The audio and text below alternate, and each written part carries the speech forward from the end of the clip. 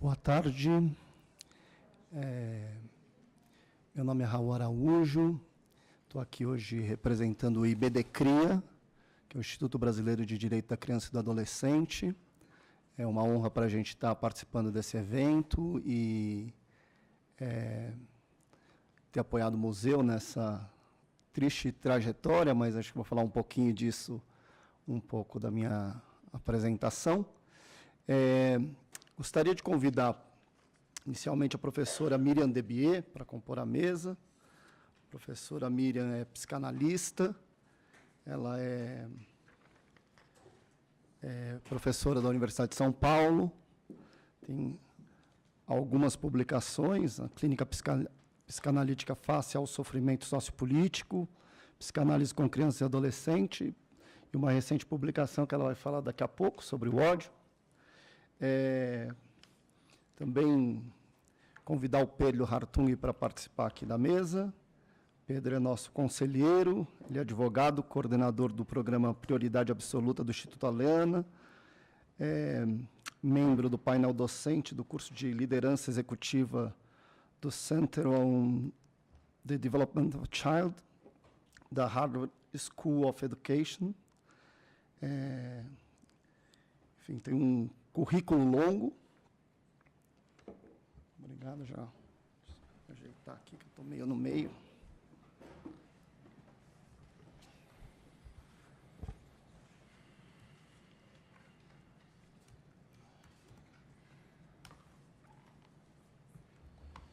Então, vai você primeiro, depois eu vou pensar aqui só uma coisa.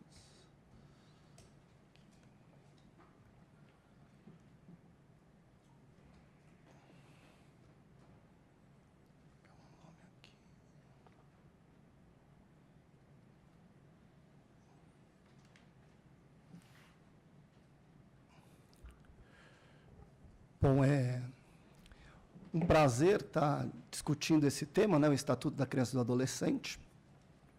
Deixa eu dar um pouco de água.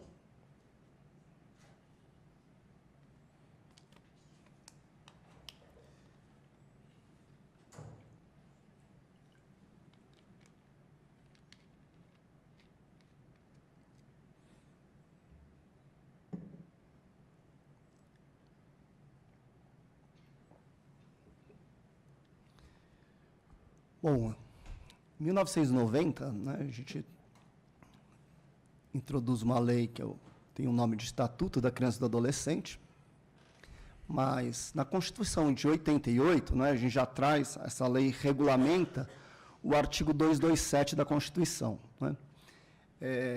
E acho que, né, esse artigo diz de várias coisas, né, ele quase, quem lê o artigo vai imaginar que não precisaria do estatuto, né, que o artigo diz que a criança tem todos os direitos, né, além de ser protegida contra exploração, opressão, enfim. O que esse artigo traz de novo, não é a questão da proteção integral. Né? Todas as crianças têm o direito de ter seus direitos garantidos na sua integralidade e a corresponsabilidade do Estado, da família e da sociedade. Né? Acho que isso está diretamente ligado à questão do que aconteceu aqui, e ela rompe com o que o Código do Menor, não é? Que era de uma doutrina de exceção, não é? Que estava focada numa particularidade de crianças e adolescentes, que eram infratores abandonados, enfim. Ela, então, garante direito para todas as crianças, não é? E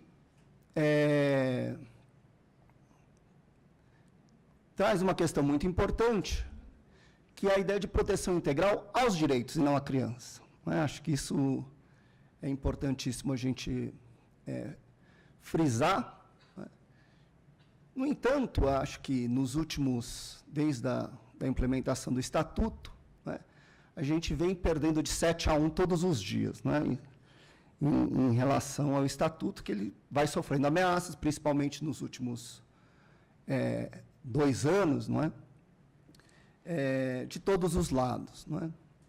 E o Pier Paolo falou um pouco, né, do direito ser algo conservador, não é? Sempre me achei alguém revolucionário e tudo, mas eu trabalho com direito da criança e do adolescente, não é? E direito da criança e do adolescente, discutir direito da criança é ser revolucionário, né? E eu fico pensando, por que isso, né? Tem tantas ameaças ao direito da criança e do adolescente.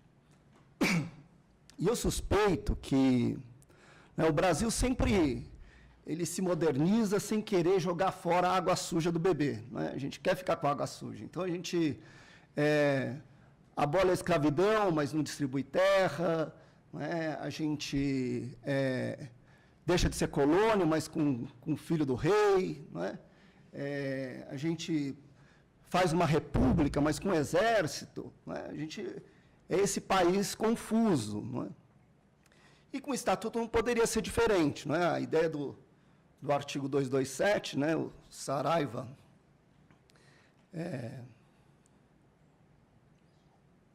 nosso presidente, que contou um pouco a história do artigo, ele vem para a Constituição antes, não é, da Convenção, né? A Convenção estava sendo elaborada justamente porque, né, a namorada de um constituinte fazia parte da elaboração da Convenção, e aí a gente acaba incorporando isso na nossa Constituição, e depois a gente tem o Estatuto, não é?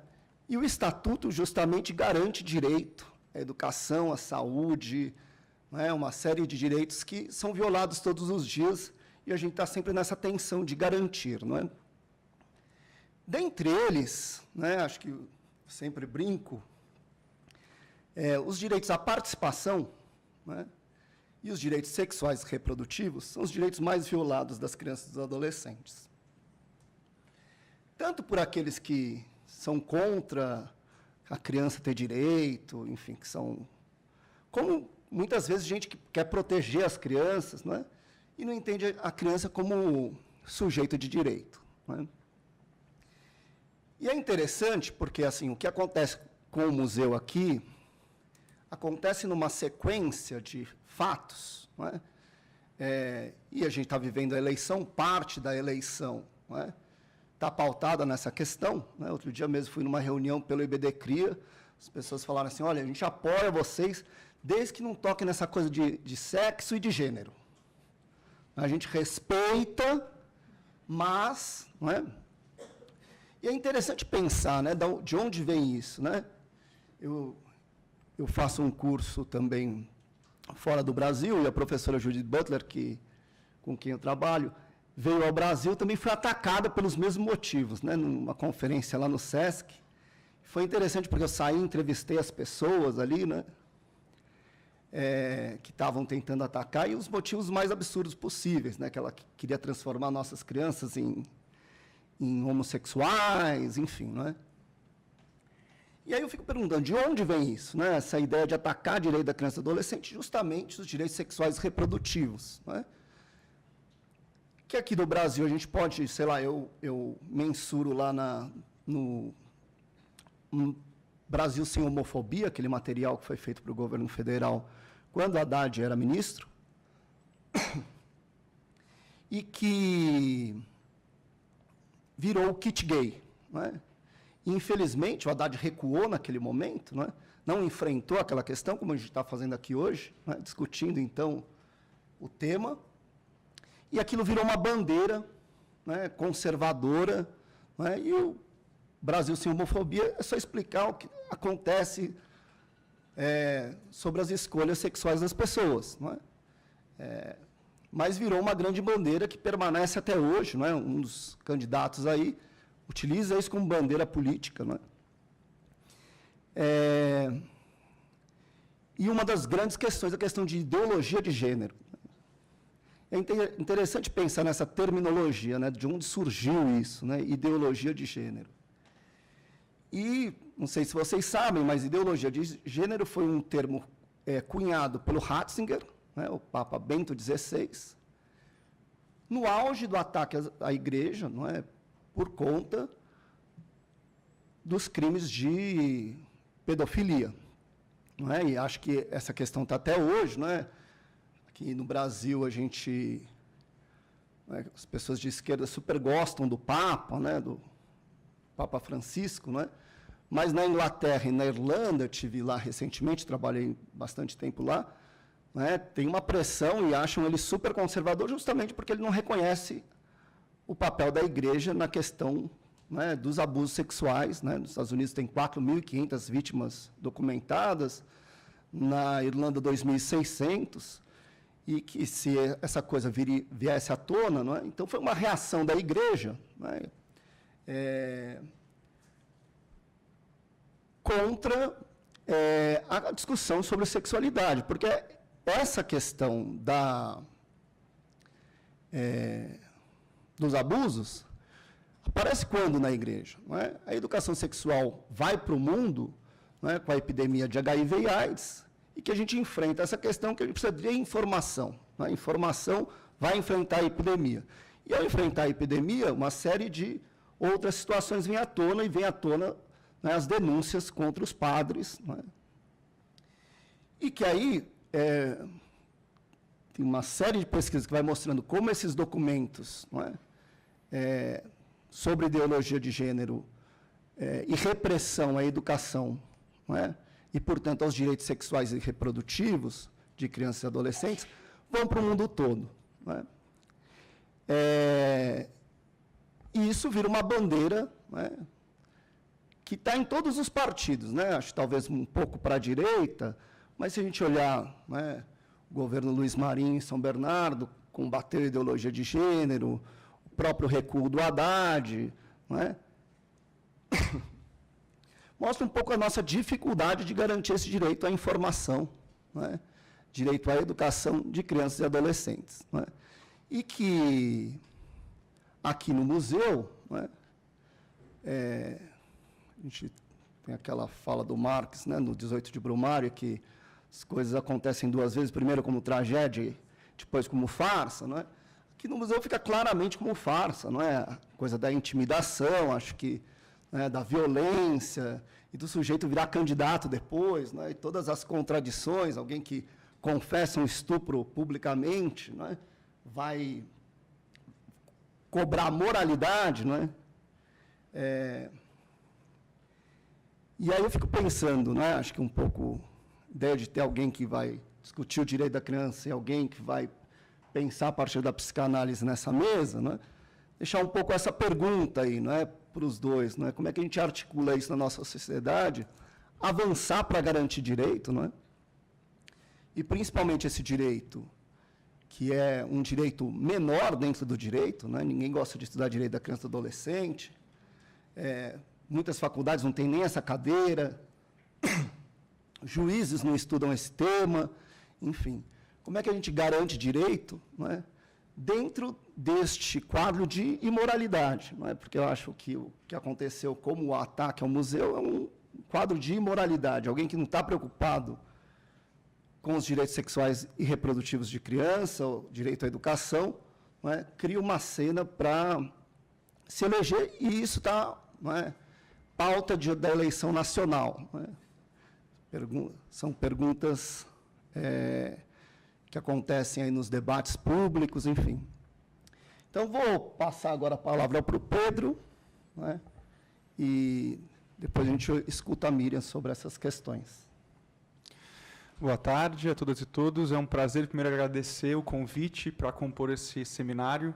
É uma honra para nós poder discutir esse tema, que é um tema tão sensível e tão complexo, né, que relaciona não só o direito, como foi bem falado pelo professor Pier Paolo, mas também outras dinâmicas da sociedade, como a cultura, a arte, questões ligadas à moralidade, questões ligadas também às crianças e adolescentes. E quando a gente fala de direito da criança e do adolescente, a gente não está falando somente de direito. Talvez seja um dos direitos mais complexos, porque tem uma necessidade de articulação com outras ciências, necessariamente. Eu preciso entender de desenvolvimento infantil, de psicologia, de pedagogia, para compreender e aplicar melhor esse direito da criança.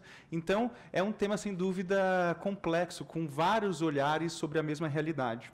Eu queria trazer para vocês um pouco da nossa visão com relação ao direito da criança, da visão do programa Prioridade Absoluta, que tem como missão dar visibilidade e efetividade ao artigo 227 da Constituição Federal, como bem falou o Raul, que é esse artigo que inaugura uma nova forma do próprio direito lidar com as crianças e adolescentes aqui no Brasil. Esse nosso programa ele tem essa missão, uma missão que cada vez mais árdua, né, diante desses ataques aos direitos fundamentais e humanos da Constituição Federal, mas, sem dúvida, talvez seja ainda mais necessário a gente rememorar o porquê existe uma Constituição Federal que coloca, primeiro, crianças e adolescentes em primeiro lugar e coloca como fundamento de uma nação direitos fundamentais, direitos humanos, né? E para um pouco relembrar em nós e dar um pouco de esperança, eu queria trazer para vocês essas imagens históricas do período da Constituinte, quando Ulisses Guimarães convocou a nação para justamente debater um novo marco nesse período de redemocratização, né? Nesse período, depois de um longo período de ditadura civil-militar, de um período de censura na sociedade, como a gente se organizaria, então, para ter uma nova Constituição? E foi nesse período que muitos movimentos sociais e populares se organizaram para demandar, diante desses constituintes, a defesa dos seus interesses. E isso é legal a gente lembrar, né? Especialmente nesse momento de eleições e de um cenário ainda de muita disputa e realmente necessidade de articulação social para a defesa diária dos direitos, a gente lembrar que isso já aconteceu no Brasil. Aconteceu, inclusive, em diferentes frentes, né? Mas também com relação às crianças. As crianças e os movimentos ligados aos direitos da criança se organizaram, foram, inclusive, diretamente lá em Brasília fazer lobby com os parlamentares, com os constituintes. Elas se organizaram em várias frentes, inclusive, então, além das crianças indígenas, mulheres, diversos setores, né, da sociedade civil se organizaram para defender os seus direitos. Quem tiver curiosidade, olhar os anais da Constituinte, é uma aula de história fundamental para todos os grandes movimentos que hoje estão demandando ainda mais a efetividade desses direitos constitucionais. Olhar essa tensão durante a Constituinte para a defesa desses direitos indico a leitura, inclusive com relação às crianças. Foi feito todo um movimento chamado Criança Prioridade Nacional, que conseguiu, naquela época, quase 2 milhões de assinaturas. E numa época que não existia Facebook e Avaz, né? Então, era muito mais difícil você articular as pessoas nas suas comunidades, nas escolas. Creio que muitos de vocês aqui participaram desses movimentos da Constituinte, e as crianças se organizaram, as instituições se organizaram para defender a necessidade de se proteger de forma especial crianças e adolescentes no Brasil. E o resultado disso, como bem disse já o Raul, foi o artigo 227, que não sei se vocês já conhecem, mas eu queria ler para vocês. Porque, para mim e para todos aqueles que atuam cotidianamente pela defesa de direitos da criança e do adolescente no Brasil, é o artigo mais importante da nossa Constituição. Porque em nenhum outro lugar há uma junção de palavras tão forte, que é a absoluta prioridade. E diz o que esse artigo? É dever da família, da sociedade e do Estado assegurar a criança, o adolescente e ao jovem com absoluta prioridade. Em nenhum outro lugar existe essa junção de palavras na Constituição Federal, e quem aqui estudou direito sabe a importância dos usos das palavras numa Constituição.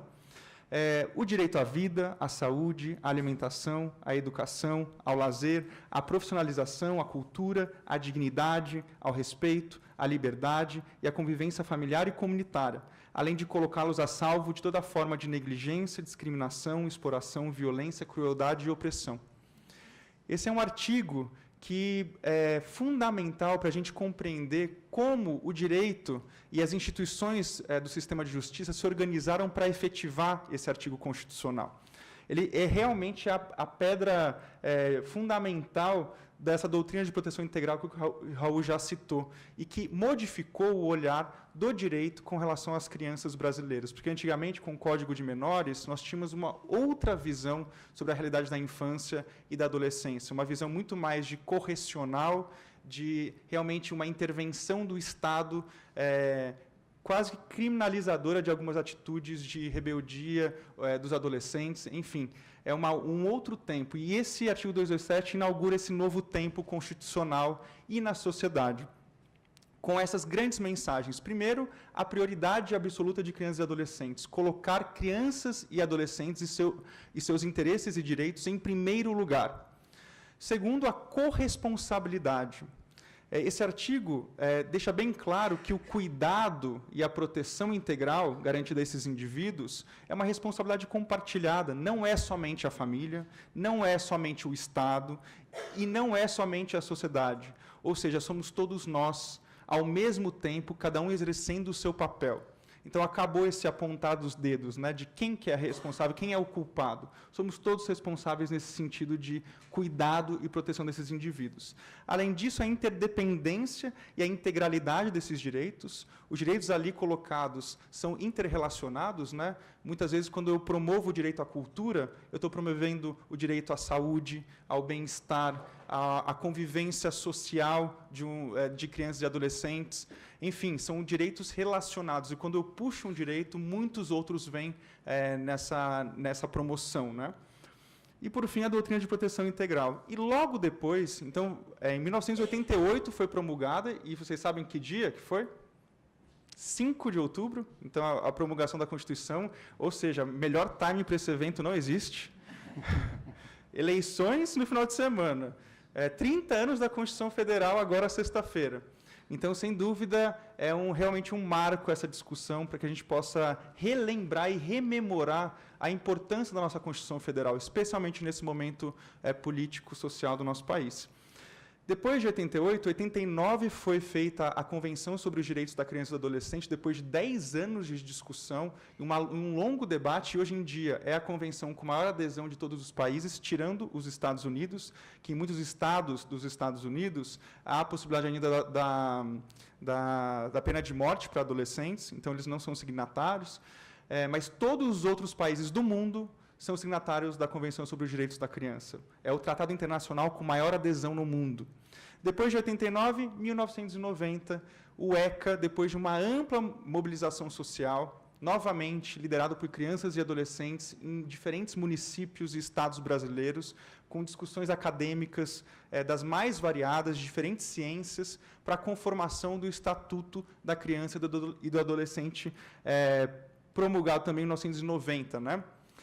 E o ECA traz o detalhamento do conceito de prioridade absoluta, colocando, primeiro, primazia de receber proteção e socorro, precedência de atendimento nos serviços públicos de relevância pública, preferência na formulação e na execução de políticas públicas e destinação privilegiada de recursos públicos, de orçamento. Então, dando alguns caminhos para o Estado efetivar esse direito de prioridade absoluta nas decisões públicas, né? No caso do ECA.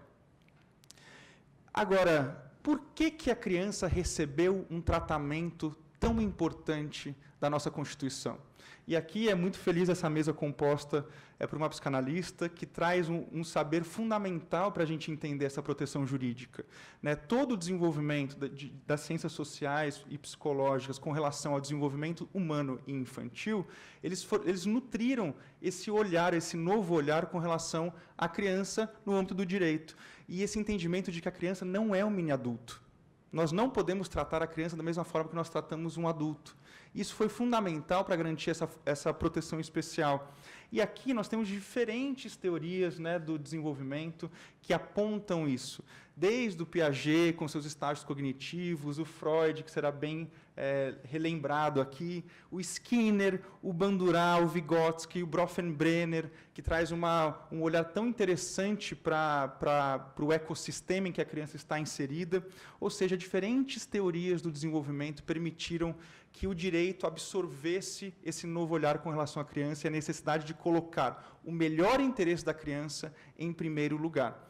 E aqui eu faço um parênteses, né? Quando eu disse o melhor interesse da criança em primeiro lugar, aí que mora a complexidade do direito da criança.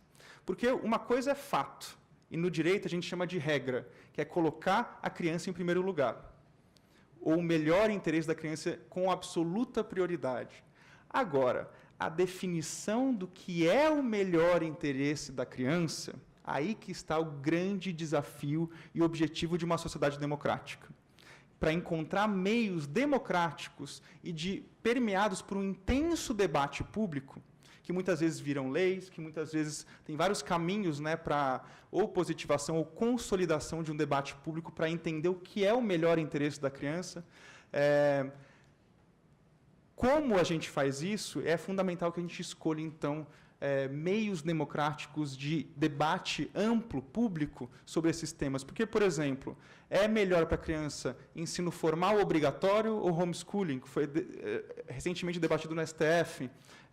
A questão, uma série de questões sensíveis da intervenção do Estado na família para a proteção dos direitos da criança, proibição de palmada, proibição ou proibição da não vacinação ou vacinação compulsória, enfim, uma série de debates no mundo inteiro, não só o Brasil, países passam por esses debates democráticos, que são positivados ou, em função de decisões judiciais, acabam pacificando ou, ao menos, dando uma diretriz para a sociedade com relação ao que é esse melhor interesse. E só trazendo um pequeno, em função do tempo, algumas informações dos avanços da ciência e da ciência recente com relação à neurociência, apontando e comprovando agora com imagens visuais o que a psicologia, a psicanálise e outras ciências já apontavam há muito tempo, né? Que, inclusive, o desenvolvimento biológico, cerebral de uma criança é muito diferente. É durante o período da primeira infância, de 0 a 6 anos, que nós temos a maior produção de neurogênese, né? Ou nós temos a maior neurogênese, que é a produção neuronal. E são por meio dos neurônios que nós desenvolvemos as nossas capacidades cognitivas e socioemocionais. Por isso, a importância desse período para a conformação de um indivíduo. Como, por exemplo, a gente entender que o nosso desenvolvimento cerebral é por arquitetura de fundações, que nós temos uma junção necessária entre meio ambiente e genética, o que eles chamam de nature e nurture, e é um grande debate, inclusive filosófico, né, do que influencia o que no desenvolvimento de uma criança, e cada vez mais um consenso mostrando essa dupla influência nessa relação, e ainda mais aliado com as capacidades individuais de relacionamento com o meio ambiente, enfim. Outro tema, plasticidade cerebral, e por isso, mais uma vez, a importância da primeira infância. Aqui, só por último elemento dessa discussão, por exemplo, a capacidade auditiva. O pico de plasticidade cerebral para a capacidade auditiva é com 2 meses de idade.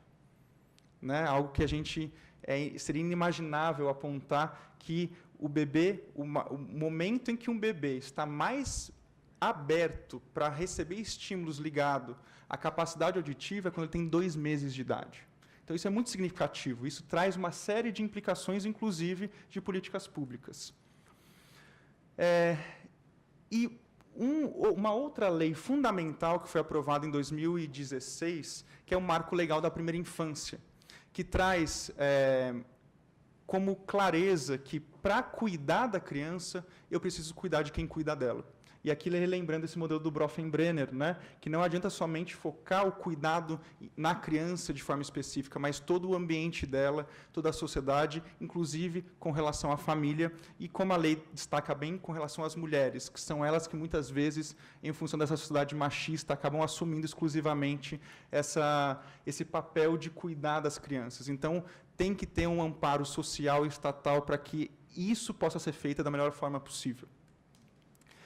E, infelizmente, a gente tem visto nos nossos debates que, muitas vezes, esse conceito de se colocar a criança em primeiro lugar não é absorvido em todas as suas esferas, né?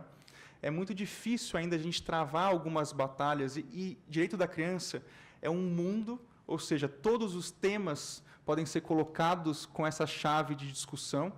E, recentemente, nós tivemos um julgamento histórico do HC coletivo, de um habeas corpus coletivo no STF, de mulheres, em função do Marco Legal da Primeira Infância, que, em função da mudança do Código de Processo Penal, permitiu que mulheres transformassem prisão provisória em prisão domiciliar. E a repercussão disso, eu trouxe esse dado, porque muitas pessoas não conhecem esse direito da criança expresso na Constituição Federal, no Estatuto da Criança e do Adolescente e o mais recente Marco Legal da Primeira Infância. Nós fizemos uma pesquisa com o Datafolha que apontou que 81% da população desconhece os direitos de crianças e adolescentes no Brasil, o que permite uma série de frases, né, ou de posicionamentos com relação a esse caso do STF. Quando saiu a decisão do STF, uma decisão histórica baseada na lei já existente, muitas pessoas comentavam, por exemplo, quem para em Mateus que o embale. Não podem nos responsabilizar por resultados das ações dos outros. Ou, por exemplo, opa, desculpe, mas eu não tenho responsabilidade legal alguma pelos filhos dos outros. Vamos seguir a Constituição e as leis só para variar? E a sociedade se abstendo desse dever constitucional de realmente colocar as crianças em primeiro lugar, e o interesse da criança em primeiro lugar. Contudo, e no tema que nos traz hoje aqui para esse seminário, muitas vezes, direitos de crianças e adolescentes são utilizados como ferramenta para discursos que, em sua verdade, não querem proteger direitos de crianças e adolescentes. E discursos e ações que, muitas vezes, acabam violando um próprio direito, que é o direito de imagem de uma criança, de não ser exposta em plataformas sociais ou terem sua imagem dispersa por plataformas sociais ou por redes sociais. Então, é fundamental que a gente possa conhecer os direitos da criança e entender a sua realidade, inclusive quando relacionada a outros direitos fundamentais, como a própria liberdade de expressão. E aqui eu tenho certeza que esse seminário vai trazer muitas orientações e muitas realmente balizas para a nossa interpretação de qual é o melhor interesse da criança em uma situação como essa. Nós teremos aqui pessoas especialistas em liberdade de expressão, depois, por exemplo, o juiz Eduardo, que falará na quinta-feira, trará uma visão da classificação indicativa, que foi inaugurado, inclusive, pela própria Constituição Federal, no seu artigo 220, depois foi detalhado no Estatuto da Criança e do Adolescente, esse modelo de harmonização de direitos fundamentais. O direito da criança de ser colocado em primeiro lugar e o direito à liberdade de expressão. E é isso que eu queria deixar como mensagem final da minha fala. É possível a gente harmonizar direitos fundamentais. Eles não estão o tempo inteiro em conflito, como diz uma teoria, por exemplo, dos direitos fundamentais, uma teoria alemã que a gente estuda na faculdade. É possível a gente harmonizar direitos. E a política da classificação indicativa foi uma política muito bem sucedida, que em 2005 iniciou um trabalho de debate profundo, liderado pelo Ministério da Justiça daquela época, que permitiu uma harmonização desse direito, do direito à liberdade de expressão e da produção de audiovisual, e aqui é importante deixar claro, a política nasceu para dar efetividade à classificação indicativa de conteúdos de audiovisual, e agora toda essa discussão que foi travada no âmbito, inclusive, da própria Política Nacional de Classificação Indicativa com relação aos museus. E eu tenho certeza que outras pessoas vão trabalhar esse tema de forma ainda mais específica. Mas a importância dessa mensagem.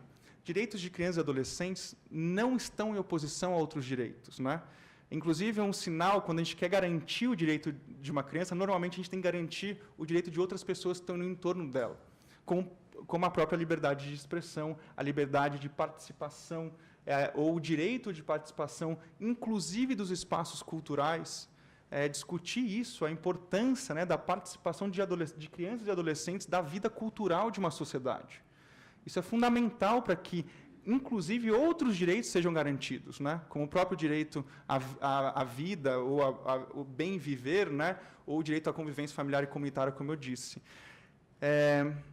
E há esperança, quando a gente, mesmo diante desses dias, muitas vezes a gente acorda com desesperança diante de notícias tenebrosas, mas há esperança, especialmente quando a gente lembra que nossa sociedade tem um projeto de país, ainda não efetivado na Constituição Federal, de se colocar a criança em primeiro lugar. E quando a gente pergunta isso para as pessoas na rua, como a gente fez na pesquisa do Datafolha, 94% da população é a favor do cumprimento da regra da prioridade absoluta.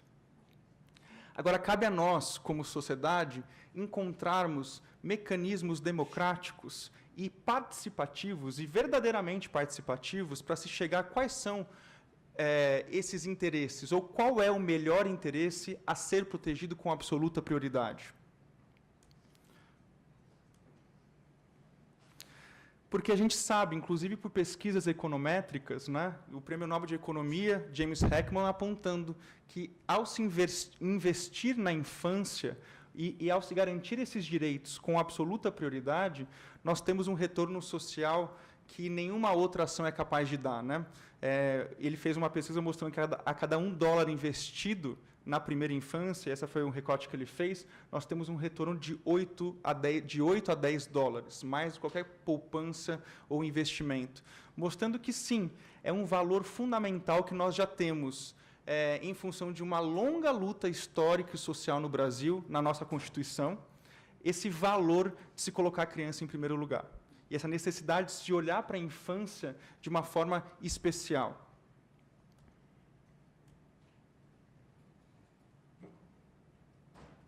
Está um pouco... travou aqui. E, para terminar, só aproveitando esse espaço para nos lembrar que estamos vivendo um momento de muitos desafios na execução de políticas públicas, que são aquelas que realmente têm o dever de implementar, né, ou destinar, por exemplo, o orçamento público de forma privilegiada. E uma delas é a Emenda Constitucional 95, que é a emenda que estabeleceu o teto de gastos sociais e que impediu o investimento, porque não é gasto social, é o investimento em educação, saúde e assistência social. E se a gente quer implementar um projeto de país que coloque crianças em primeiro lugar, eu preciso de orçamento público.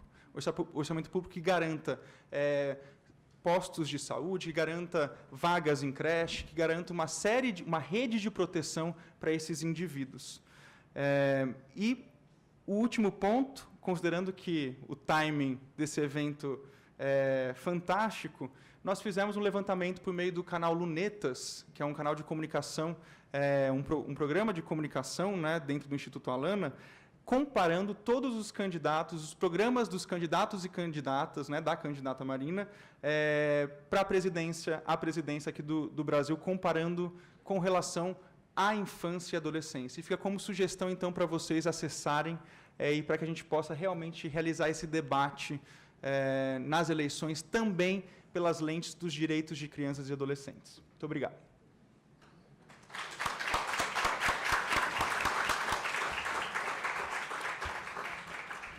Agradecer ao Pedro e passar a palavra, então, direto para a professora Miriam Debier. Boa tarde a todos e todas. Eu gostaria primeiro de agradecer muitíssimo a oportunidade de estar aqui conversando, falando com vocês sobre esse tema. Aqui no museu, agradeço ao Raul e ao museu o convite. Lembrando que nesses tempos em que a política tem se resumido a frases chavões, retomar um diálogo, retomar um espaço em que se possa pensar, refletir, debater sobre posições, é um ato político da maior importância. Então, eu dou parabéns aí aos proponentes aí do evento. E principalmente nessa temática, né, que diz respeito aí à criança e à cultura, e à liberdade de expressão, e, enfim, toda a problemática que já foi bastante bem colocada aqui pelo Raul e pelo Pedro, e pela mesa de entrada, né?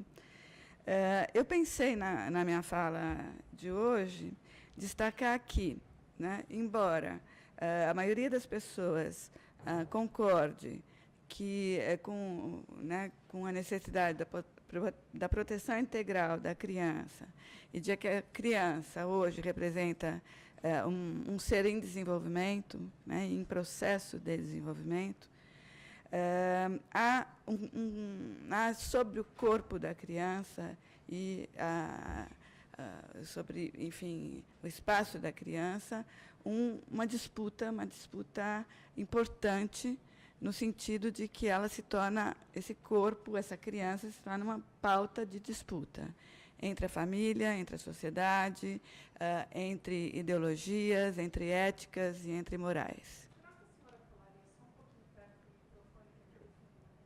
Tá bom. Ficou mais alto, né? Então, ao mesmo tempo que a gente observa essa concordância na necessidade de uma proteção integral, a gente convive, e foi muito interessante ler a lei, né, para, né, ao mesmo tempo, poder constatar o quanto o quão pouco ela é cumprida, né, em termos de proteção, de escola de boa qualidade, saúde de boa qualidade, atenção aos cuidadores, enfim, nos mais vários planos, né. Então, essa questão aí do lugar político-libidinal da criança no campo social e político e familiar é vital para pensar em que sociedades vivemos e, principalmente, que sociedade estamos construindo. Nesse sentido, acho que a gente tem, eu vou tomar aqui as palavras de um psicanalista, que é o Lacan, para falar da preocupação em se saber, em virtude da ignorância que é atribuído a esse corpo da criança, chegaremos ao direito de desmembrá-lo para a troca, né? Então, ele já estava dizendo desmembrá-lo aqui, desde literalmente até desmembrá-lo entre os saberes, entre a pediatria, a pedagogia, a psicologia, o direito, né, onde cada um, ou vamos dizer, também dividindo ou nos dividindo frente às ações e às políticas em relação à infância. Então, nesse sentido, o imaginário social é decisivo em relação às escolhas que se vão fazer nesse campo de proteção à criança. Escolhas que podem ou favorecer a criança enquanto indicando um lugar de existência singular e político, como ser gerador de impasses e a criança ser considerada principalmente como um corpo a ser adestrado e a dar continuidade ao processo que já está instaurado, ou ao modo de organização social que já está instituído. Isso abrindo para as condições de desamparo e violação dos direitos da criança. Então, a gente tem esse impasse muito posto em cena, né, nesse momento particular da eleição. Então, queria desdobrar minha fala em 3 pontos.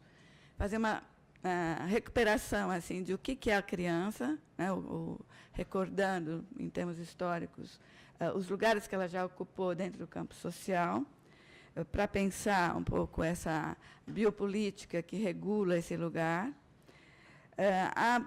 O tema propriamente de hoje, o lugar da cultura e acesso à cultura em relação à criança, no sentido de propiciar a experiência, né, de novas formas de relação com o mundo.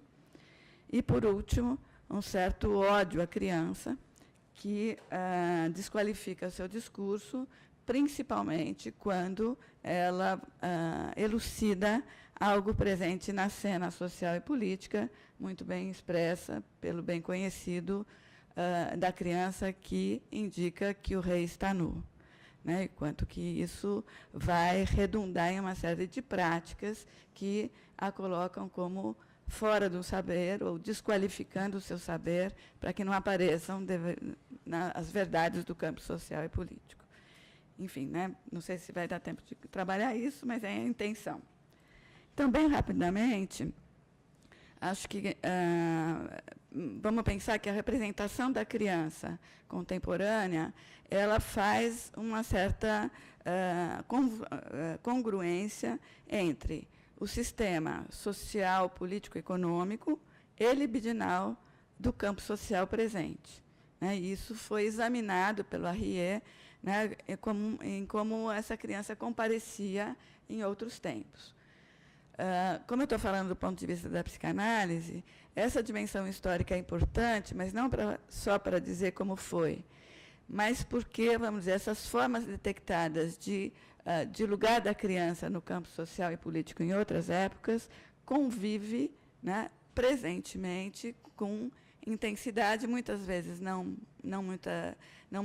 muito consciente, não muito visto, mas elas não são coisas do passado, né? Querendo dizer isso, são coisas do presente. Então, na verdade, a gente vai elencar, né, a partir da dimensão histórica, vários lugares que as crianças ocupam dentro do campo social. Então, a gente não fala de uma criança, a gente fala de diferentes crianças ocupando diferentes lugares na estrutura social libidinal. Então, muito rapidamente, né, o Pedro até falou dessa representação adultomórfica da criança, né, que tem consequências, não é só a representação, é o que isso significa enquanto consequência em relação à criança. Ou seja, nesse momento não havia o que se chama o momento de infância, ou seja, de um lugar privilegiado para a criança, dado que ela é um ser em desenvolvimento, né? Então, para algumas crianças, para um grupo de crianças dentro do nosso contexto, ainda impera essa dimensão, apesar do ECA querer, né, ter declarado que todas as crianças que não se separam mais, também como já foi referido, o sistema do menor, desconsiderando o menor como criança ou dando um estatuto diferenciado ou indiferenciado para esta criança, como diferente da outra. Isso persiste, né? A gente não procura uma criança na praia do mesmo jeito que a gente encontra uma criança na rua e passa batido frente a ela, né? São duas crianças que estão em jogo aí, né? A criança insignificante e pecadora, também bastante presente, insignificante em relação ao, por falta de valor produtivo, ela não tem nenhuma importância dentro do campo social e político, nem a sua vida, nem a sua morte. Ninguém chora por ela, também não é por toda criança que se chora, né? É preciso de um trabalho para que se chore por determinadas crianças. A questão, então, da criança pecadora, ou seja, ela conter um mau caráter em si, que precisa de ser dominado, que precisa de ser regrado, né, e que justifica, então, os castigos e a educação severa e a restrição dos prazeres. A essa criança pecadora, né, substituiu uma outra visão, que é a criança inocente. A criança inocente, totalmente independente, que é a criança sem sexualidade, a criança pura, e a criança, de um outro lado, a mesma criança pura, sem saber algum. Ou seja, a tábula rasa, que sobre ela, né, se vai marcar, se ela vai, enfim, a sociedade que vai corromper uma criança de início totalmente pura, né? Então, é a ideia do Rousseau, do bom selvagem, né, corrompido pela sociedade. Bom, teria outras questões, mas o fato é que a modernidade vai instituir para a infância um destaque como uma criança marcada pelo significante educação, ou seja, a criança é considerada como tal a partir da ideia de que se há instituições, o Estado toma conta da instituição, ela não é mais propriedade da família, né, e se encarrega de lhe oferecer as ferramentas necessárias para existir em comunidade, né. Vai ser a psicanálise, vários autores da psicologia vão trazer elementos para essa ideia da criança em desenvolvimento, como o Pedro já trouxe, eu não vou repetir.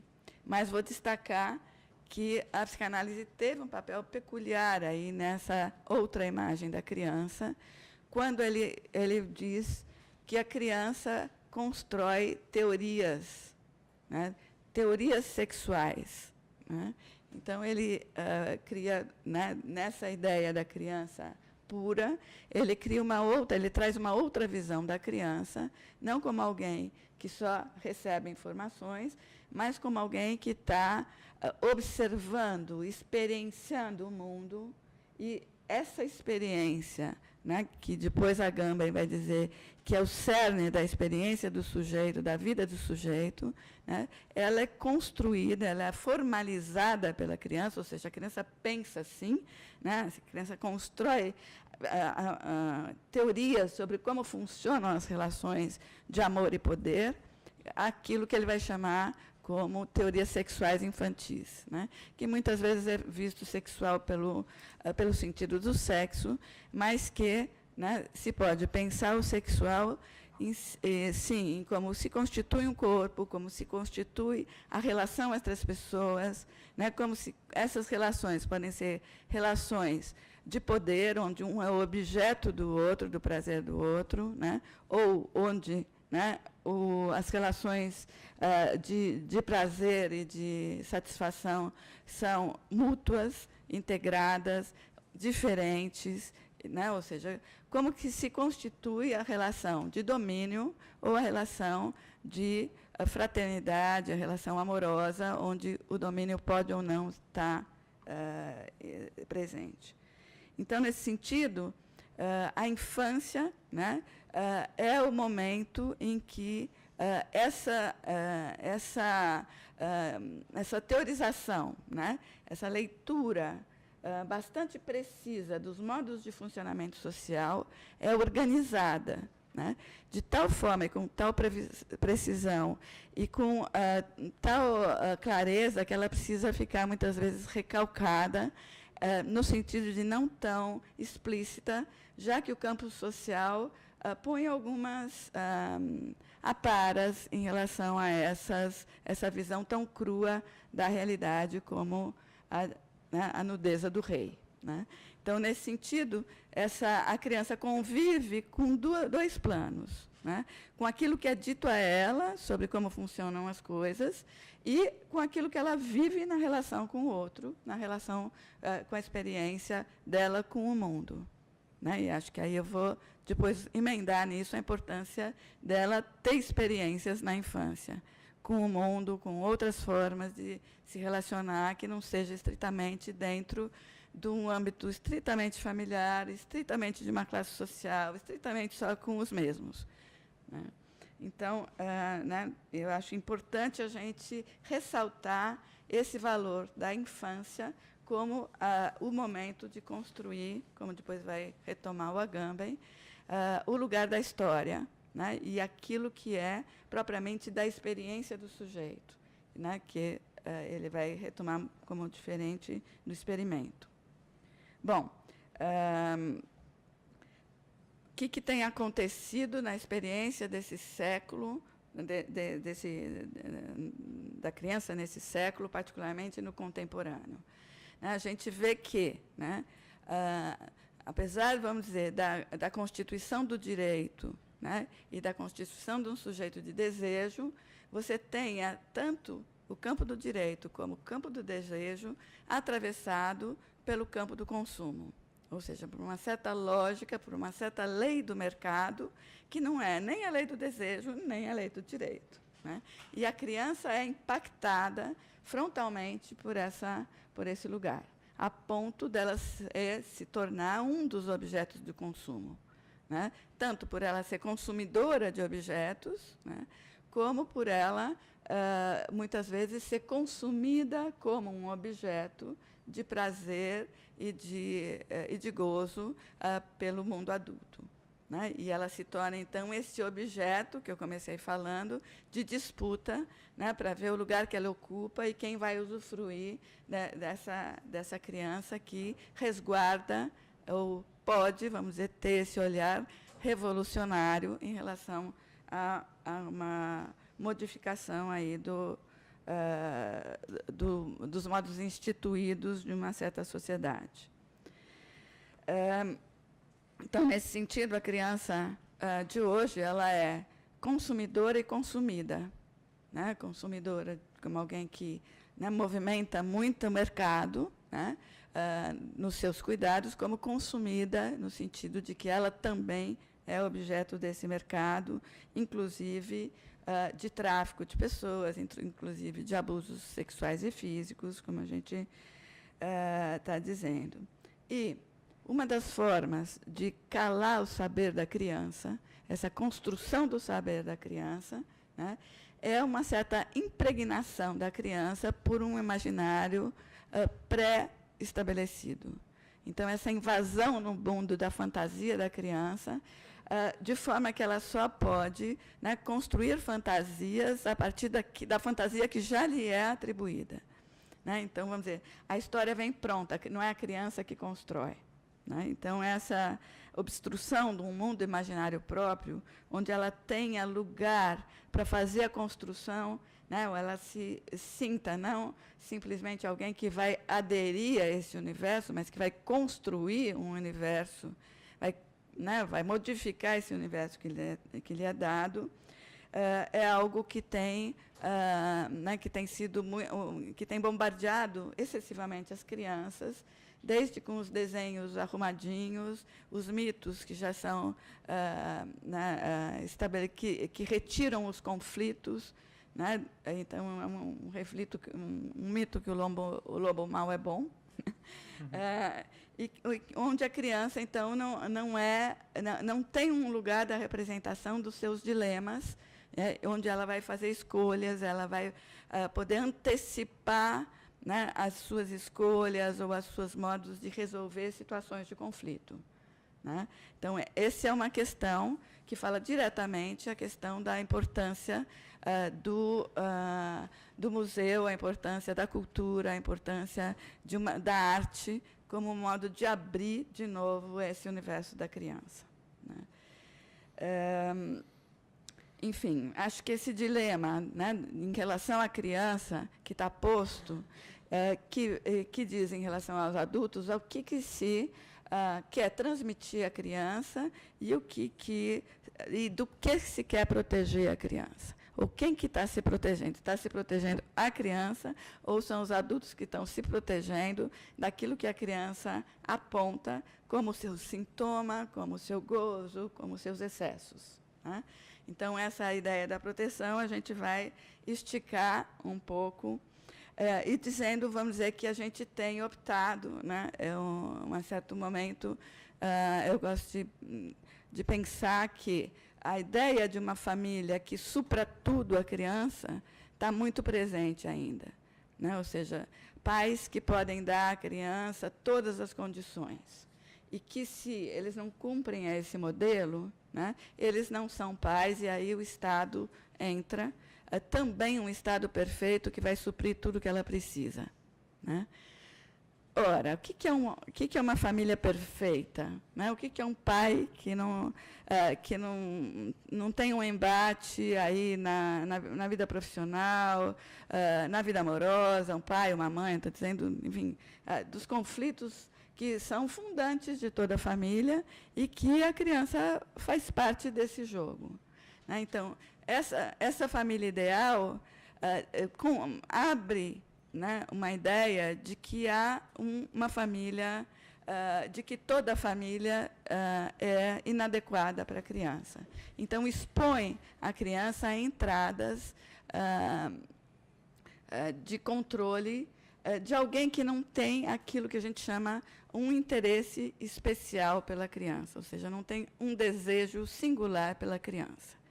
Então, eu queria ressaltar aqui que, né, o discurso social, seja pedagógico, psicológico, jurídico, ele fala da criança, enquanto que o discurso familiar, dizendo família em larga expressão, é aquele que diz, pode dizer até a mesma coisa, mas que, quando diz para uma criança, em especial, uma criança que faz parte do seu universo de desejo, aquilo tem um outro lugar, né? Ela está sendo convocada de outro lugar. Não como uma criança genérica, que tem um padrão que ela tem que seguir, mas algo que orienta, que convoca a criança para pensar naquela questão, ou seja, convocando aí a criança singular do desejo de alguém. Então, não é sem consequências, né? A criança, né, está fora desse âmbito de interesse. Esse jogo, né, dos saberes e poderes, eu acho que ficou expresso numa certa época que houve aquele filme que ganhou o Oscar em 99, que chamava A Vida é Bela, né? Naquele filme, que é numa situação de guerra, o pai ideal, que ganhou o Oscar, era aquele que protegia totalmente a criança de saber sobre tudo o que estava acontecendo. Então, ele fazia crer a criança, para protegê-la, né, de que ela era tudo uma brincadeira. O problema desse pai perfeito, né, é que a criança fica numa total dependência daquilo desse pai para protegê-la. Ou seja, sem o pai, ela fica totalmente indefesa, totalmente à mercê do outro, porque ela não tem a menor ideia de como o mundo está funcionando. E eu gosto de lembrar que, nesse ano, concorreu o filme brasileiro Central do Brasil, que era justamente uma criança que procurava o seu pai, né? Mesmo, apesar do argumento da mãe, dizendo, mas para que você quer? Seu pai era um alcoólatra, não servia para nada e tal. Não, eu quero o meu pai. E, nesse sentido, a partir deste ponto, ele consegue encontrar uma parceira, né, que é a Fernanda Montenegro, que vai, né, meio a contragosto, mas que vai fazer esse lugar do interesse especial por ele e vai escapar de todas as armadilhas que a cidade lhe oferece e vai construindo uma história, né? Ou seja, a partir de um desejo próprio. Então, né, queria dizer que, né, para além desse pai imaginário, na psicanálise, a gente vai pensar o fundante, né, do pai simbólico, que é esse que não sabe tudo sobre a criança, muito pelo contrário, que convoca a criança, né, para o saber que ela já tem, para transformar em saber aquela experiência que ela tem, né, e o pai real, que não é o pai da realidade, mas é o pai que também não fica só ocupado na criança, né? Ou seja, um pai que se ocupa das coisas do mundo, um pai que tem amores que não são só da criança, né? Ou seja, um pai implicado na construção da polis, na construção da sua própria vida amorosa, e não só siderado pela criança, como a gente vê alguns modelos de família que só, vamos dizer, giram em termos de fazer tudo pela criança e não dão nenhum espaço para ela poder existir. Bom, com essas considerações, a gente entra aí também, a partir dessa decepção do pai perfeito, com a entrada do discurso da ciência sobre os saberes sobre a criança. Então, a gente vê, né, tanto no campo das práticas, das políticas que sabem o bem da criança, como a ciência também patologizando todos os processos onde ela faz algum movimento de recusa a determinadas práticas. Então, você tem escolas extremamente complicadas, muitas vezes, e as crianças diagnosticadas como TDAH, distúrbios de conduta. Enfim, você tem a ciência nomeando e já pensando numa criança também ideal, não dando espaço a escutar essa criança com a sua modalidade específica de protesto, né? Então, esse modo de não inscrever a criança no seu modo particular de se manifestar, né? Pensando na criança, mesmo os pais, às vezes, como uma criança genérica, né? Torna difícil a inscrição da criança como um sujeito de direitos e de desejos, né? De tal forma que ela pode se tornar aí um ser matável, né? Um corpo sem sujeito, um corpo manipulável.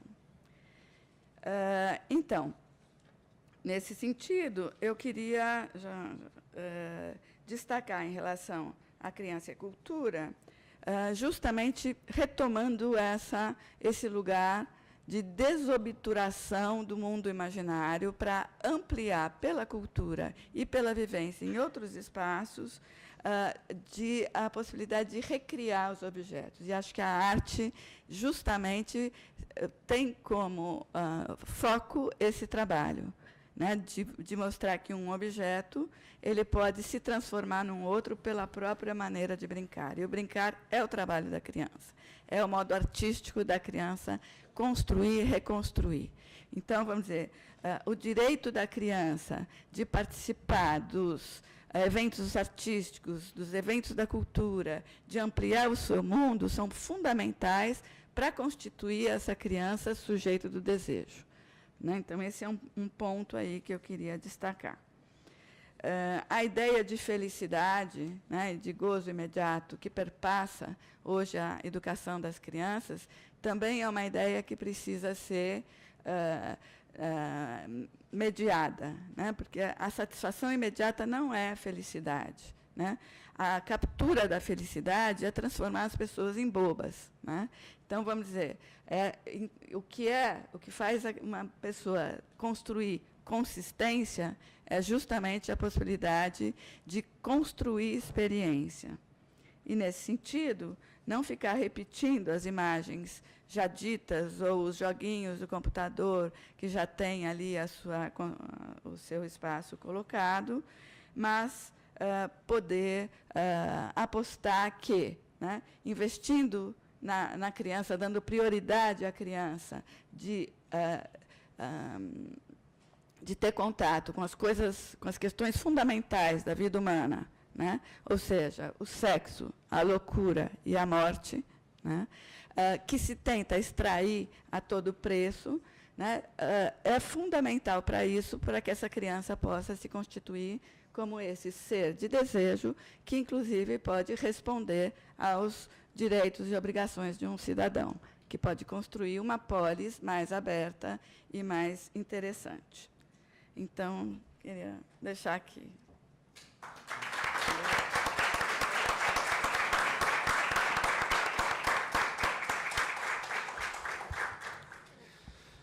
Queria agradecer a Miriam, ao Pedro, e agora a gente fazer uma rodada de perguntas aí. Deixa eu pegar 3 e a gente responde, pode ser?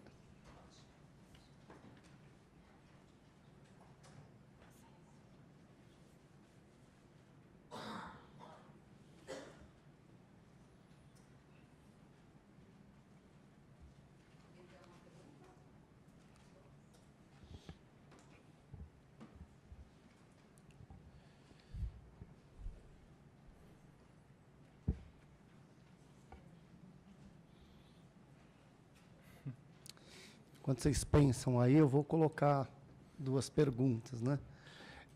A Miriam falou um pouco desse lugar do interesse especial, não é? Acho que um pouco as pessoas que clamam pela moralidade, né, se colocam, né, a gente viu aí a CPI da pedofilia, né, e se colocam nesse lugar um pouco, não no lugar do direito e do Estado, né, mas no lugar daquele que tem um interesse especial, não é, por essa criança, um interesse, né, ele simula, não é, esse interesse especial da família justamente que está faltando, da família que fura, da família, e se coloca nesse lugar do herói, não é? Então, ele se apresenta dessa maneira. Então, como é que você, não é, pensa isso aí a partir da psicanálise, não é? Que lugar é esse, não é? E, ao mesmo tempo, são pessoas, às vezes, são líderes religiosos, não é? Ícones da cultura televisiva, enfim, um pouco como é que você pensa isso, não é? Bom, fica para os dois essa pergunta. Para o Pedro, queria perguntar um pouco, não é, como ele vê, não é, trouxe essa perspectiva histórica da mobilização pelos direitos. Não é? O Pedro trabalha com advocacy, não é? E aí a gente teve um momento, me parece, do Estatuto, que a gente falou, bom, chegamos aqui, e até uma ideia que o Estatuto é perfeito, que é uma lei moderna, enfim. E aí acho que tem um pouco um impacto social, né, que a gente acabou, bom, isso está conquistado, né, não precisa se lutar mais por isso, é um direito, costumo até brincar que é uma perspectiva do direito do consumidor, né, já está lá, qualquer coisa você reclama, vem alguém vai te ajudar, não é? Então, nesses momentos de ameaça, né, da PEC do teto, da reforma da adoção, né, enfim, todas essas ameaças, não é? Os cortes no orçamento, hoje mesmo, né, ontem, a proposta de orçamento da Prefeitura de São Paulo, corta assistência social, corta cultura, corta moradia, não é? Como é que a gente, não é, sociedade, as pessoas que estão aqui, não é, podem se envolver e como é que você vê essa coisa da mobilização social em torno dos direitos da criança e do adolescente, não é?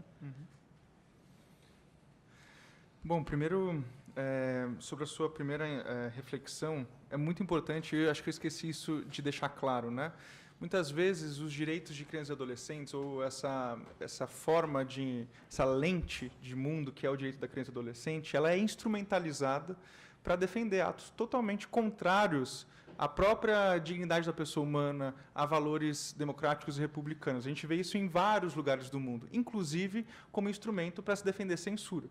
E, como eu disse, é importante a gente harmonizar os direitos, porque muitas vezes, a maioria das vezes, né, você ser contra a censura é também garantir direitos de crianças e adolescentes justamente ao acesso às informações e às experiências da vida social e cultural. Então, a necessidade de a gente sempre olhar não como direitos contrapostos, mas a possibilidade de harmonizá-los no espaço da vida social e democrática. Né, é interessante pensar que, na verdade, essa visão de que a gente não olha o direito como passível de ser instrumentalizado, na verdade, é um grande mito do próprio direito. Quem estudou direito aqui é cunhado, nós somos profissionais do direito, cunhados na ideia de que o direito é uma técnica. E, por isso, ele está totalmente alheio às discussões morais de valor. Mas, na verdade, o direito é uma ferramenta que pode ser utilizado para fundamentar diferentes visões de mundo. Então, sua aplicação e sua efetividade na vida social depende dessa aplicação. Né? O direito, longe de ser exclusivamente uma técnica lógica, de encadeamento lógico de argumentos, é político. Né? Faz parte da expressão política ou do encontro de pessoas na polis ou na sociedade. E essa aplicação do direito, inclusive do direito da criança, está em constante disputa. Né, uma lei, como a Lei dos Direitos da Criança, e por isso eu fiz questão de trazer a historicidade dos direitos da criança, porque foi fruto de uma intensa disputa, e disputa de mobilização social. Quando eu disse mobilização social, é disputa nos espaços decisórios de poder. Né? Pessoas que foram para Brasília fazer lobby para que isso existisse. Então, é fundamental que a gente possa entender o direito e qualquer argumento jurídico como um argumento político, e não exclusivamente um argumento técnico da lógica de argumentação típica dessa linguagem jurídica. E isso nos ajuda a trazer claridade para as discussões, inclusive essa discussão que esse seminário se propõe, porque o direito sempre é colocado como um instrumento de quase como uma fala, né? Uma fala que está acima das outras falas. Não é à toa que um dos mitos que se coloca ao direito é o da Têmis, que é a fala de Deus, né? E não da de que é a fala encontrada entre os homens. Então, é muito interessante como a gente pode olhar, inclusive, para o direito da criança como um instrumento de defesa de direitos, de uma visão de mundo em que a criança possa realmente ser esse sujeito desejante e participante das experiências sociais e culturais.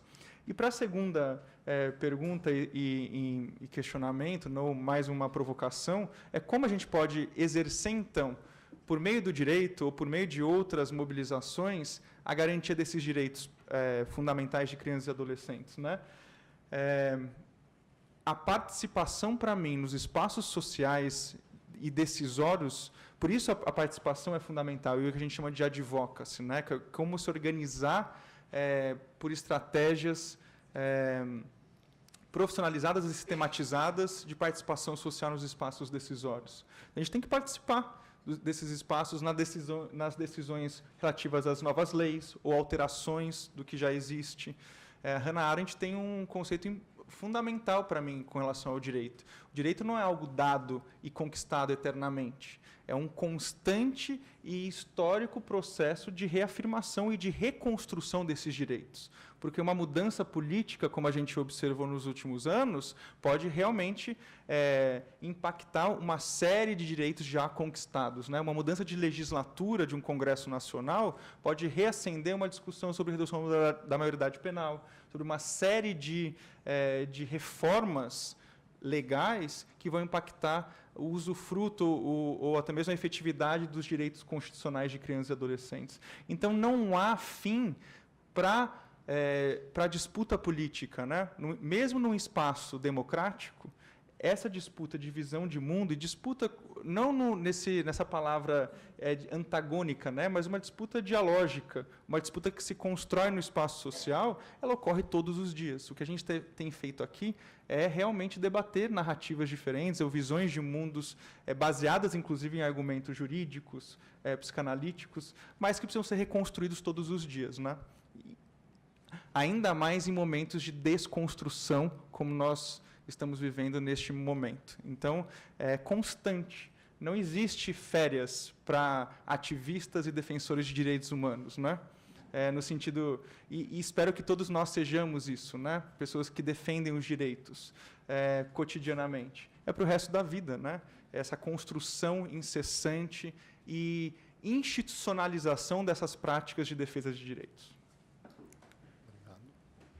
Eu concordo integralmente com o que você está colocando. E eu diria assim que os discursos tendem a subverter os sentidos com que eles foram construídos, deshistorizando os seus processos. Então, eu quero lembrar assim, que, vamos dizer, querer impor uma moral, né, não está de acordo com o próprio ECA, porque o ECA ele fala que a criança é um sujeito de direito. Eu poria e desejo.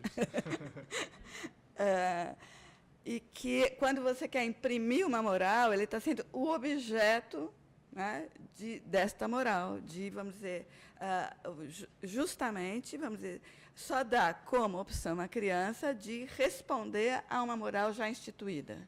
Não tem nenhuma criatividade, nenhuma parte da criança na construção dessa, ou na vivência dessa moral, e tudo, né, como aquilo que eu disse, dentro dos conflitos que a vida traz, né? Então, o que é a moral? É já uma conclusão sobre como se deve lidar com a vida, né? Quando uma criança, para ela, tem que se abrir o problema. Qual é o conflito, né, entre lidar com o corpo nu ou não lidar com o corpo nu, ou o lugar onde o corpo pode estar nu ou não pode estar? Quer dizer, é uma questão em jogo, né? E não já instituir e obrigar que ela siga uma regra única para todas as crianças em todos os tempos. Então, eu acho que isso faz toda a diferença para a gente pensar quando você está adestrando, né, um ser para ser o modelo pré-instituído, ou quando você está criando uma criança que construa um mundo. Não sei se... Uma pergunta aqui.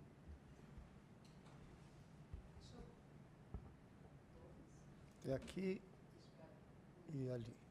Tem duas perguntas, e tem uma pergunta que veio também pelo Instagram, que acho que é para a mesa toda, o que seria o direito sexual e reprodutivo das crianças. Está ligado? Uma pergunta do Instagram, o que seria o direito sexual e reprodutivo das crianças? Para a mesa. Vamos fazer em bloco? Vamos fazer um bloco.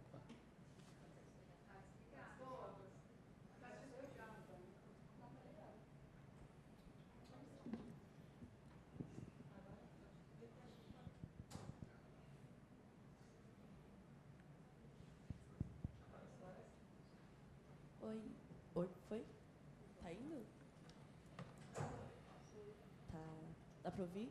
Dá. É que minha voz tá ruim também, porque eu tô meio doente. Então, peço perdão a todos, assim.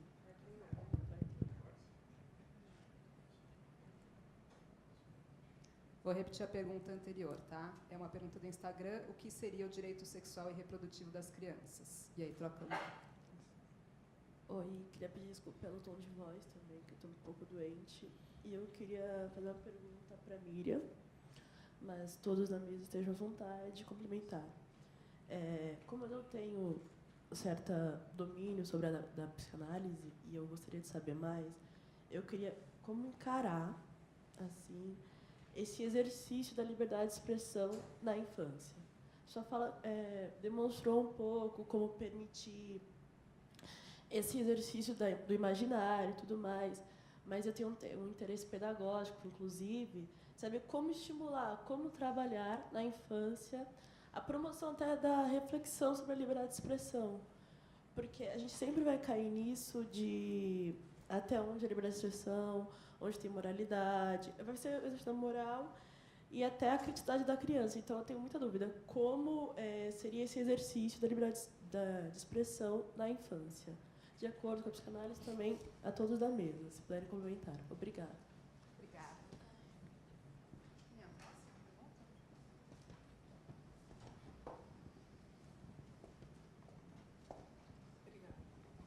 Boa tarde, meu nome é Lúcia, eu gostaria de cumprimentar a mesa e parabenizar, que as falas foram muito ricas e dariam muitos debates e muitas perguntas. A minha primeira pergunta eu queria fazer justamente para o Raul, que é a mesma que veio pelo Instagram. Teve um momento na sua fala inicial que você começou a dizer que algo acontece atualmente e realmente acontece muito, que nós apoiamos vocês desde que vocês não falem de sexo e questão de gênero, né, o debate do gênero. E isso realmente tem acontecido em todos os debates de planos municipais de educação, impedindo o debate da questão de gênero. E aí você mencionou de onde vem essa ideia. E eu falei, ele vai responder. Aí você disse, vem dos direitos sexuais e reprodutivos. Eu não compreendo essa questão dos direitos sexuais e reprodutivos na infância e, portanto, essa também é a minha questão. E a segunda questão, para o Pedro e Miriam, que tiveram falas riquíssimas, que dialogam muito com a gente e faz da gente um ouvinte dramaturgo que fica cheio de questões, mas eu queria perguntar alguma coisa um pouco a mais sobre a responsabilidade e responsabilização das crianças. Eu acho que nós também temos vivido bastante questões, principalmente, que é o universo que eu mais conheço, em escolas, de muita dificuldade de lidar com essas situações, de saber até onde se responsabiliza a criança. Tem a ver com a fala de vocês, a questão histórica, o conceito que se tem de criança, a criança incapaz, a criança pura, a criança que não é sujeito de direitos, enfim, mas até onde ir e até onde é proteção da criança, enfim, se puderem falar um pouco mais sobre isso. Obrigada. Tem mais uma pergunta.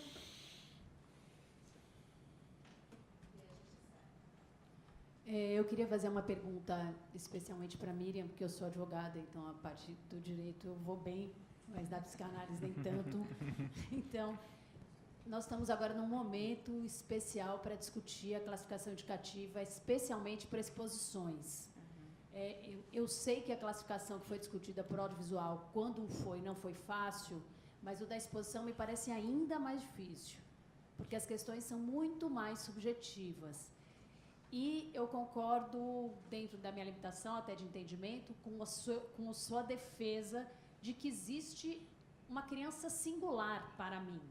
E para esta criança singular, eu quero transmitir os meus princípios, os meus valores, as minhas crenças de mundo.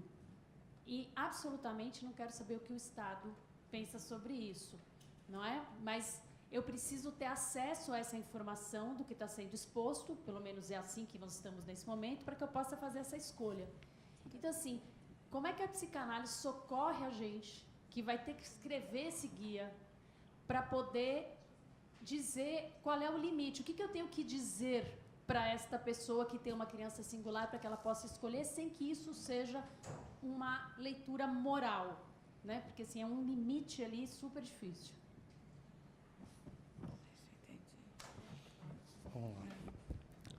Bom, direitos sexuais e reprodutivos de crianças e adolescentes, né, porque a gente pode falar direitos reprodutivos de criança, não é? São um conjunto de direitos que são formulados, penso eu, ele pode me corrigir, mas no encontro do Cairo, não é? E ganha esse nome no encontro das populações das Nações Unidas, que vai pensar, não é? E principalmente na área da infância, e eu acho que, e aí já respondendo tanto o Instagram como a pessoa ao fundo aí, fundamentalmente conhecer o próprio corpo, conhecer o que é sexualidade, falar de sexualidade, ter informação sobre essas questões, não é?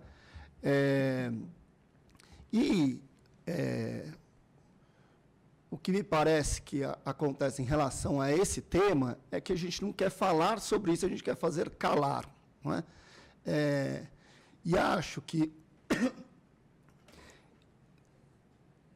o que me parece que isso está acontecendo no mundo todo, não é, tem a ver com essa reação da Igreja, não é, católica, de, então, criar uma reação contra o fazer falar sobre sexualidade, né, sendo, se a gente pegar os países, né, Holanda, Suécia, Noruega, não é, vários países que discutem os direitos sexuais e reprodutivos ao longo da vida escolar, não é, são os países que têm um menor índice de abuso sexual, não é, que abuso sexual não é uma questão de pedófilos, não é? Pedofilia é uma doença, não é? Alguém que tem uma atração exclusiva, não é? Um interesse excessivo em crianças.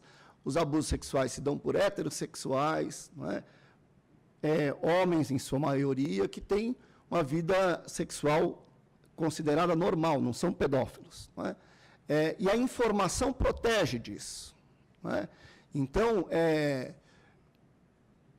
quando você olha esses estudos e olha a reação em todos os municípios, não, isso a gente vai tirar, eu fiz o plano de ação em 2016, 2014, não lembro agora, de São Bernardo do Campo, né, tinha 3 grupos, majoritariamente do PT, brigando lá por todas... Quando chegou nesse tema, que eu já tinha preparado, melhor a gente tirar isso.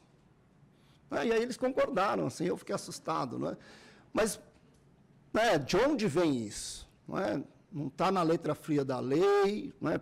Pela lei a gente implementaria, enfim.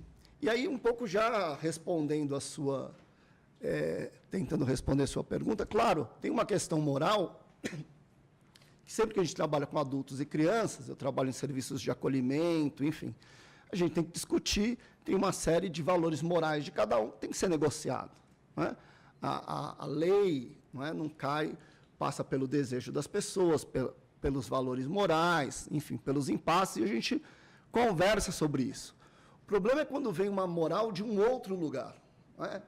E aí, acho que um pouco minha pergunta para a Mira era um pouco nesse sentido. Não é? O que alguém que se diz, fala publicamente que violentou uma mulher, que é ator pornô, não é? Tem alguma coisa deslocada aí, não é? Do próprio rito, de uma liturgia que talvez implementasse uma moralidade, não é? Volta totalmente como farsa. Não é? Se foi tragédia no tempo da Igreja, volta hoje como farsa. Não é? Então, claro, a gente tem que considerar a moral, mas de onde vem essa moral? Não é? Então, pedir licença para responder a sua pergunta também, que para mim é um tema super importante. Como garantir o direito de participação e liberdade de expressão de crianças e adolescentes nos diversos espaços sociais, né? Inclusive no ambiente do poder público, nas tomadas de decisão.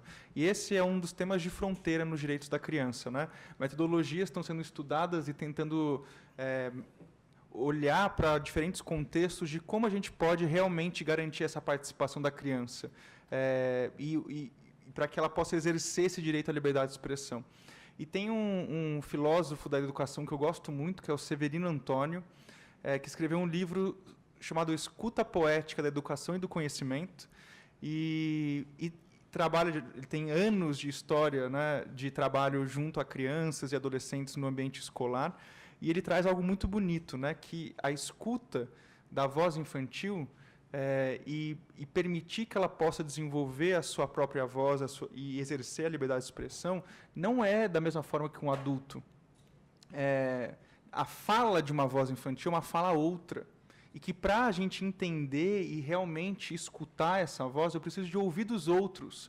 Não o ouvido desenvolvido com 2 meses de idade, que é esse ouvido mecânico, né, dos sons, mas um ouvido sensível, um ouvido poético, que escute nessa voz infantil ainda em desenvolvimento e muitas vezes ignorada, silenciada e muitas vezes não reconhecida como uma voz legítima, escute os sons singulares, né? Os desejos individuais relevantes de cada indivíduo na sua relação com a sociedade.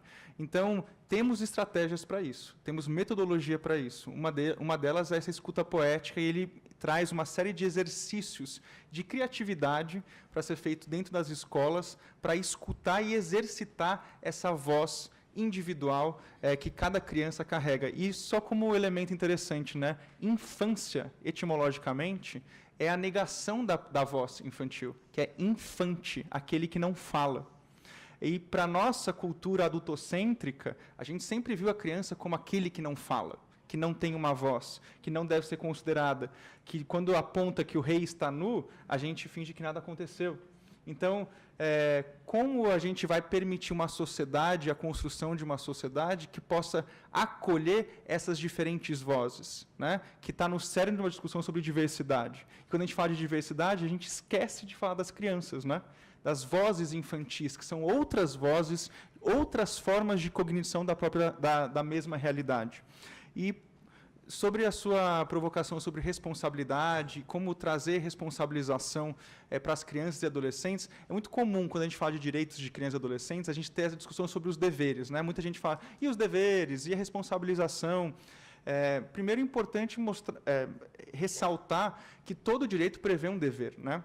E que essa negociação de direitos e deveres numa sociedade, ela, inclusive para a criança, especialmente para a criança, em verdade, é feita progressivamente de acordo com as suas capacidades, né? Inclusive, um princípio da Convenção sobre os Direitos da Criança é o desenvolvimento progressivo das suas capacidades. E esse princípio norteador traz uma série de consequências para a vida social familiar, em comunidade e com relação ao Estado. Não é à toa que nós temos que responsabilização criminal de indivíduos menores de 18 anos de idade, segundo os tratados internacionais, ela deve ser feita de outra forma. E não é nem na mesma lógica do crime. É por isso que nós temos o sistema socioeducativo, que prevê uma outra forma de responsabilização por infrações ou que são análogas a um crime na sociedade, na nossa sociedade. Então, é importante trazer que até para atos de responsabilização, nós temos um outro universo quando falamos de crianças e adolescentes. E que a gente entende, muito em função da pedagogia, a possibilidade de trazer outras formas de responsabilização de um indivíduo, como, por exemplo, a justiça restaurativa, no âmbito das contravenções ou infrações ou até crimes, de como buscar formas mais humanas e acolhedoras dessa dimensão da dignidade humana para a responsabilização em diversas frentes, né? No âmbito criminal, justiça restaurativa. No âmbito das decisões públicas, práticas democráticas. A pedagogia democrática, que foi iniciada com Janusz Korczak, um polonês, né, que sofreu na pele e foi para a câmara de gás, né, junto com as crianças que ele cuidava no gueto de Varsóvia, desenvolveu uma prática educacional, que é a pedagogia democrática, muito bonita, para trazer uma responsabilização compartilhada, não só individual, não só de estigmatização daquele indivíduo que está sendo colocado ali na ágora, né, que ele montava nas decisões, mas trazendo a possibilidade de uma construção conjunta da responsabilização, de um novo paradigma de responsabilização mais acolhedor e mais sensível com essa dimensão da infância. Bom, eu vou só acrescentar algumas coisas, acho que foi falado coisas importantíssimas aqui nos temas, por sinal as perguntas são ótimas, a gente só comenta, né, não vamos dar conta de responder integralmente, né. Uma das coisas que eu queria falar em relação aos direitos sexuais da criança, eu acho que um acréscimo que eu faria ao que já foi colocado é a questão da criança ter o direito de não ser classificada a partir do seu comportamento sexual. Não ser antecipado nela, né, nem uma condição, né, de hipersexualidade, nem uma condição de gênero, né, deixar aberta para a criança o seu direito à expressão sexual, ou seja, a experimentar a forma como ela pode viver. Até porque o adulto não tem a menor ideia, não dá para prever, né, como o sujeito vai realizar uma certa síntese para definir o seu tipo de sexualidade. Não há uma sequência nisso, né? A criança, o menino pode brincar com boneca, a menina pode jogar futebol. Isso não significa nada, né, em termos de como isso vai se desenrolar. Mas tem sim uma injunção se o olhar sobre ela já é, ela é uma menina masculinizada, né? Ela é, né, já tem um gênero X ou Y. Né?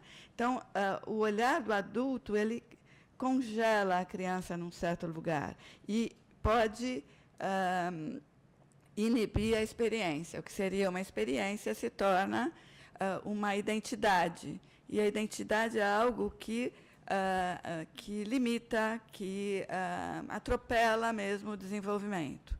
Né? Ou dizer que a criança, enfim, é muito sexualizada. Né? Então, o olhar do adulto, né, em relação à sexualidade da criança é o olhar do adulto. Então, nesse exemplo, né, do adulto que exerce uma sexualidade, né, e vai depois defender que a criança... É ele que está olhando de um determinado jeito as manifestações da criança e do adolescente. Ele que não só sexualiza, como vê uma sexualidade pela ótica de uma moral própria. Né? Vale dizer as questões sobre a amamentação, que, de repente, para alguns grupos, se torna uma cena sexual pública, né? E que tem que ser feita no âmbito privado. Então, gente, isso se abate sobre as crianças. Né? Me lembro de um motorista que fez uma queixa de uma menina que fazia uma striptease no ônibus escolar, né, na escola. E a menina falou, não, eu estava dançando, né, eu não estava fazendo... Ela não tirou a roupa, né, mas ele contou como. Né, e nem a escola, nem a família perguntou para a menina o que tinha acontecido. Levaram para o psicanalista. Mas o que aconteceu? Então, esse olhar, né, pela via do adulto, ele pode, sim, interferir na forma como a criança precipita algo onde ainda havia um processo de construção. Então, isso é um direito, que eu acho, da criança, de não ser classificada, né, de poder exercer a sua liberdade de viver vários papéis e vários jeitos de existir. Outra coisa, eu acho que a reflexão sobre a liberdade de expressão e a responsabilização são duas questões que se interagem. Acho que a gente tem a mania de ver, às vezes, a liberdade como a ideia de fazer o que quer, onde quer, de qualquer jeito. Não é bem isso. Né? Eu acho que a responsabilidade que está em jogo aqui, né, é a consideração do outro e do olhar do outro. Né? Então, como eu vou me expressar para dizer algo de mim, mas algo endereçado. Né? E esse é o ponto que torna a criança um cidadão. Né? Para quem você está endereçando? Né? Seja esse papel rasgado, seja essa birra, seja a pintura que ela fez. Né? Então, esse negociar, esse entender que o outro, a repercussão do que ele faz, naquilo que o outro vive com aquilo que ele faz, isso é exercer essa liberdade com a troca, com a consideração de que ele não vive sozinho no mundo. Né? Claro que a gente também aí vai ver tipo, a idade, né? A questão que está em jogo aí, como ele foi dito. Né? A gente fala de criança desde criança pequena até as crianças maiores, os adolescentes. Então, tem aí uma modulação necessária para o grau de construção dessa consideração pelo outro, que não está dada a princípio. Né? A criança é narcísica por excelência. Então, né, o construir o lugar do outro é uma das funções da constituição da criança. Então, a responsabilidade e responsabilização, acho que está o tempo todo junto com a liberdade. Né? Eu acho que isso é uma questão importante, inclusive para as famílias. Também outra coisa, quando você vai falar da liberdade de expressão ou de não seguir uma certa moral, não é para imprimir uma outra moral. Não é para deixar a criança ter que escolher, né, que moral ela vai seguir. Né? Eu acho que o papel, né, como você colocou, enfim, o papel da educação, lato sensu, né, desde a escola até a família, é abrir a questão, abrir o conflito. Mas o que você estava pensando quando você fez isso, ou quando você falou aquilo? E daí vem respostas muito inesperadas, né? Porque, não sei, outro dia uma criança falou, aqui foi um casamento. Eu perguntei, o que é casamento? É quando duas pessoas giram juntas com as mãos dadas. Então, né, a criança de 3 anos. Então, ela vai construindo, ela está construindo. Então, o que é? É poder falar com a criança. A criança fala sim. Né? E, justamente, ela poder falar do que está brincando, falar do que ela está vendo. Né? Outra criança que perguntava, uma criança negra perguntava para uma menina branca, por que você é branca? Daí tinham várias meninas negras, a gente trabalha num abrigo de imigrantes, que não foram vindas da escravidão. E daí elas começavam, acho que ela nasceu à noite, então ela precisou nascer clarinha para a mãe dela enxergar. Daí a outra falava, não, olha, acho que ela ficou pouco tempo, porque ela tem umas manchinhas. Se ela tivesse ficado mais tempo, ela ia nascer, né, escurinha como a gente. Né? Então, como assim, as crianças, isso que eu falei da construção de teorias, né, elas estão aí pensando o que está em jogo nas diferenças de cada um e poder registrar isso como uma teoria importante, né, de poder, inclusive, conversar sobre isso, acho fundamental. Então, nesse sentido, vamos dizer, a questão das classificações, eu acho que tem que conversar com as várias morais que estão em jogo no campo social. Né? Acho que, vamos dizer, uma exposição de uma família, dentro de uma família que tem extremamente religiosa, determinados fatos podem ter um sentido diferente para a criança daquela família, para uma outra família que lida de outro jeito com a sexualidade. Então, é um desafio daí para os operadores de direito pensarem esse jogo entre um e outro, né? O quanto que é indicativo, a ideia do indicativo, acho que também é interessante, o quanto que você dá liberdade aí de pensar essa possibilidade de entrar em determinados contextos, mas sem os recursos para pensar esse contexto. Né? Então, senão você expõe a criança sem os recursos para ela ter desenvolvido essa possibilidade, né, de lidar com determinadas realidades. Então, enfim, alguns comentários. Queria agradecer Miriam, Raul, Pedro, maravilhosas reflexões que acho que vão ajudar muito no campo cultural. Você queria falar alguma coisa? Não. Tá. A gente vai seguir agora para uma mesa que chama Direito, Arte e Liberdade.